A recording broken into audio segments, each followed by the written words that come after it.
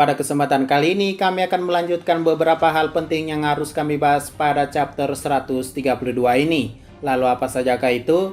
Sebelum masuk ke pembahasan, bantu kami dengan klik subscribe dan like-nya ya. Oke, jadi mari kita mulai saja pembahasannya. 1. Hanya Hanji yang memakai baju Survey Corps. Ya, kalau kalian perhatikan dari semua karakter yang ada di chapter 132, hanya Hanji saja yang menggunakan jubah pasukan pengintai yang memiliki logo sayap kebebasan di belakangnya. Ini mungkin sebuah petunjuk bagi Hanji sebelum ia mati nantinya, dan indikasi dari judulnya yaitu sayap kebebasan. Hanji di sini menggunakan jubah sayap kebebasan sebelum akhirnya ia mati dan bertemu dengan teman-temannya. Jadi intinya chapter ini merujuk pada Hanji sebenarnya. 2. Titan yang bisa terpeleset. Ya, setelah kami membaca chapter ini, adegan ini sangat lucu, yaitu ada Titan dinding yang terjatuh atau terpeleset ketika lagi berjalan. Mungkin Isayama Sensei ingin membuat sedikit lelucon di tengah-tengah masa mengerikan ini, agar kita tidak tegang terus dan menghadapi suasana seram terus. Lagi pula ini mungkin penghibur sebelum Hanji mati. Kami juga membayangkan ketika Titan itu jatuh terpeleset, mungkin Titan yang ada di belakangnya bakal menginjak temannya sendiri. Dan kasihan sekali Titan tersebut jika benar itu terjadi. 3. Floats yang tak pernah berniat membunuh teman-temannya sampai akhir. Kematian Floats menurut kami memiliki karakteristik sendiri. Walau ada yang membencinya dan kesal kepadanya, tapi kami pribadi cukup kagum kepada perjuangan Floats sampai akhir. Karena dari awal ia benar-benar mendukung rencana Eren dan berusaha mati-matian untuk menghentikan aliansi ini, untuk menghentikan harapan terakhir mereka yaitu Eren. Faktanya selama ini Floats hanya terlihat dan berusaha untuk menghentikan aliansi. Tidak ada niatannya untuk membunuh orang lain. Adapun niat itu mungkin hanya pada orang-orang Marley saja, tapi tidak untuk Mikasa dan kawan-kawan. Saat di pelabuhan ia bahkan berniat menembakkan tombak petirnya ke kapal bukan kepada manusianya. Lalu saat ia sampai ke Odiha, ia juga lebih memilih menembak pesawat ketimbang Onyakopon dan karakter lain yang ada di sana. Jadi coba bayangkan, Floats tidak begitu bodoh untuk tidak membunuh Onyakopon, karena dia adalah orang yang bisa menerbangkan pesawat tersebut. Dan juga kenapa Floats tak menembak salah satu dari Mikasa, Levi Jin, dan yang lainnya. Ya benar sekali, itu karena Floats tetap menganggap mereka sebagai teman, walau pada akhirnya mereka adalah pengkhianat. Tapi tentu saja teman sudah beda lagi artinya. 4. Gender Hanji. Ya, sampai mati pun Isayama Sensei belum memberitahu gender dari Hanji. Apakah dia perempuan atau laki-laki? Bahkan di Wikipedia pun gendernya masih misterius dan belum diungkapkan. Mungkin kedepannya bakal diberitahu. Tapi yang jelas sejauh ini para fans menganggap Hanji sebagai perempuan. Jadi bagaimana menurutmu? 5. Tangan Erwin. Saat di dunia orang-orang yang telah mati, tangan Erwin masih ada saat itu. Dan biar kami jelaskan kenapa. Mereka semua yang ada di sana adalah orang-orang yang berpenampilan sebelum mereka akhirnya mati. Contohnya Gelgar, sebelum ia mati, ia memegang botol minuman. Dan begitu pula dengan Erwin yang tangannya masih satu karena sebelum kematiannya kondisinya memang begitu. Dan terbaru adalah Hanji, matanya masih buta satu. Jadi di sini paham ya. 6. Sasha mengabaikan Hanji.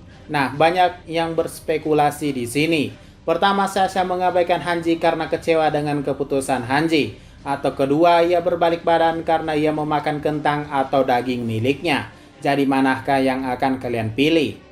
7. Permintaan Kiyomi jadi hal terakhir yang mengenaskan. Ya, benar sekali. Sebuah dialog awal di chapter sangat terasa begitu kena menurut kami. Pasalnya Kiyomi meminta Hanji untuk menyelamatkan kampung halamannya yaitu Hizuru. Tapi bagaimana bisa itu terkabulkan jika Hanji mati? Apakah kedepannya Hizuru tetap bisa diselamatkan atau tidak? Dan apakah para aliansi tahu permintaan Kiyomi?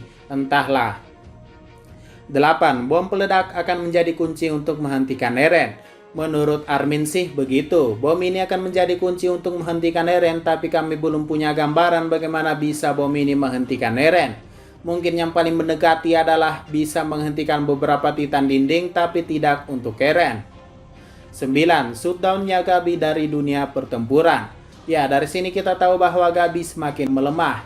Buktinya sebelumnya ia tak mampu membunuh Floats dengan tembakan jitunya, dan pada chapter ini ia hanya diam saja tanpa melakukan apapun.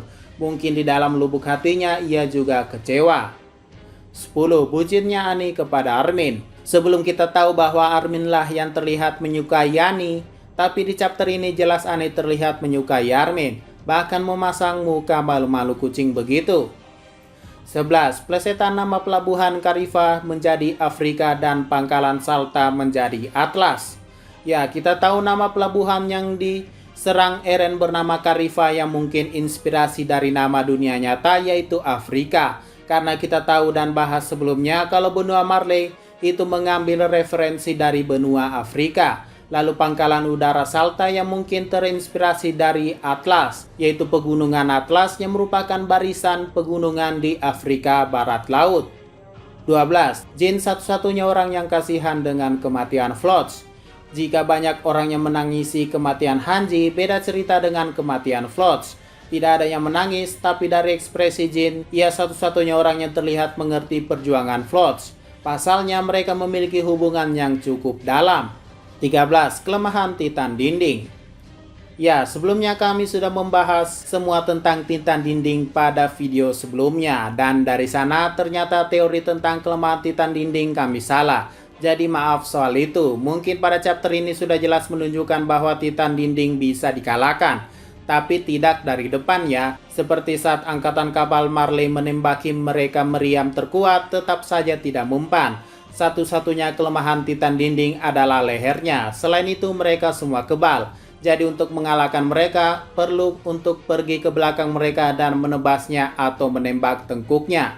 Dan apa yang terjadi pada Titan yang dibunuh Hanji? Mungkin mereka akan menghilang seperti yang terjadi pada Bertolt sebelumnya ketika ia dikalahkan. Oke, mungkin itu serangkaian detail penting yang harus kamu tahu pada chapter 132 ini. Jika ada salah-salah kata dan masukan, silakan komentar saja di bawah ya.